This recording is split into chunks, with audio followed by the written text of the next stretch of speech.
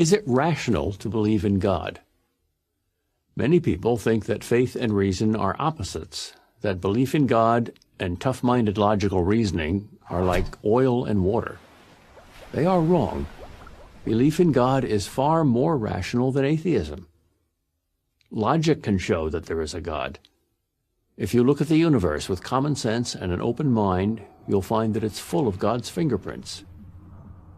A good place to start is with an argument by Thomas Aquinas, the great 13th century philosopher and theologian.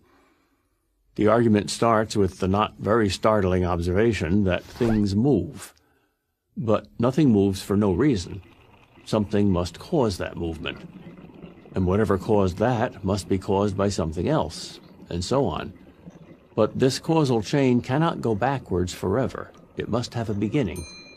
There must be an unmoved mover to begin all the motion in the universe, a first domino to start the whole chain moving, since mere matter never moves itself. A modern objection to this argument is that some movements in quantum mechanics, radioactive decay, for example, have no discernible cause. But hang on a second. Just because scientists don't see a cause doesn't mean there isn't one.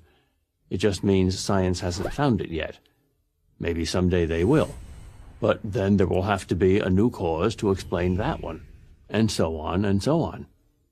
But science will never find the first cause.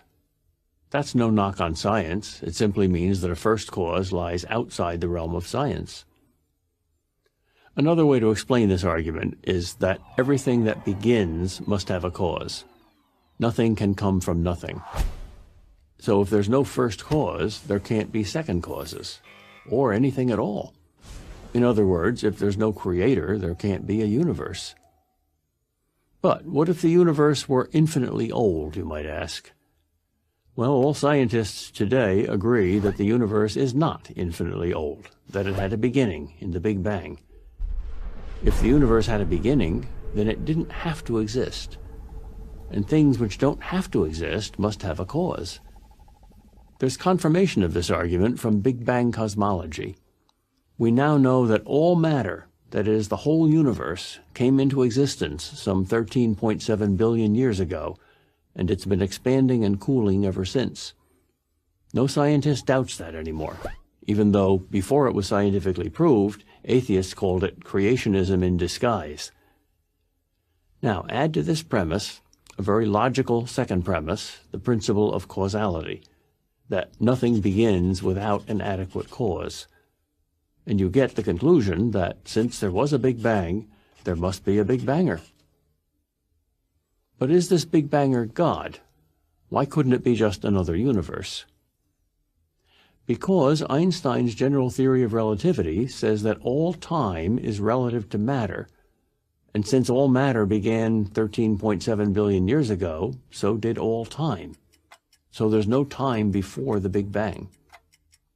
And even if there is time before the Big Bang, even if there is a multiverse, that is, many universes with many Big Bangs, as string theory says is mathematically possible, that too must have a beginning. An absolute beginning is what most people mean by God. Yet some atheists find the existence of an infinite number of other universes more rational than the existence of a creator. Never mind that there is no empirical evidence at all that any of these unknown universes exists, let alone 1,000 or a gazillion. The conclusion that God exists doesn't require faith. Atheism requires faith. It takes faith to believe in everything coming from nothing. It takes only reason to believe in everything coming from God. I'm Peter Kraft, professor of philosophy at Boston College for Prager University. Join Prager University, subscribe to our YouTube channel, and sign up for free at prageru.com.